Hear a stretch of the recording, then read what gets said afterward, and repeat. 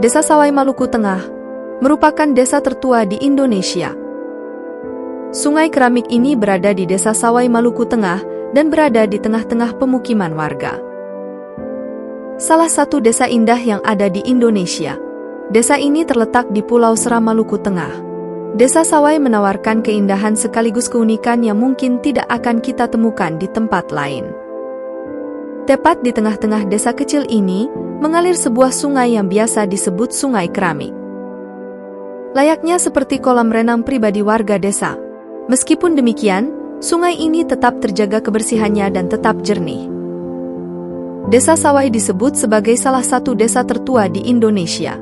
Konon katanya, desa ini telah ada sebelum kedatangan bangsa Spanyol, Portugis dan Belanda di tanah Nusantara. Luas desa ini sekitar 15 hektar, dengan jumlah penduduk sekitar 4.000 jiwa. Menurut cerita turun-temurun, pedagang Arab yang datang ke Pulau Seram adalah orang pertama yang membangun desa ini. Hal tersebut dapat dilihat dari adanya budaya terkait adat Timur Tengah, seperti musik gambus, pakaian gamis, dan arsitektur bangunan. Hal yang menarik perhatian dari Desa Sawai tentu saja adalah sungai keramiknya. Sungai ini biasa disebut sebagai Sungai Asinahu. Sungai dengan kedalaman sebatas pinggang orang dewasa ini membelah dua wilayah di sekitarnya.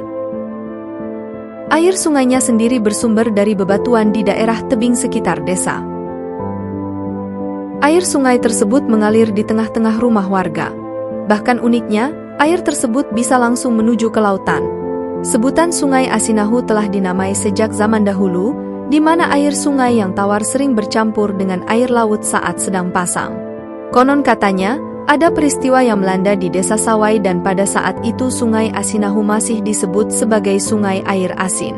Sumber mata air yang merupakan aliran air tawar, melintas di daerah Sawi, Maluku.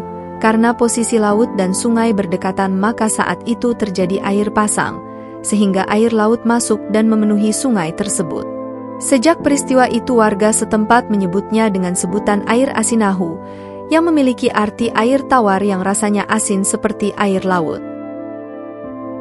Sampai sekarang, air sungai ini tidak pernah surut walaupun sering digunakan warga setempat untuk melakukan berbagai macam aktivitas.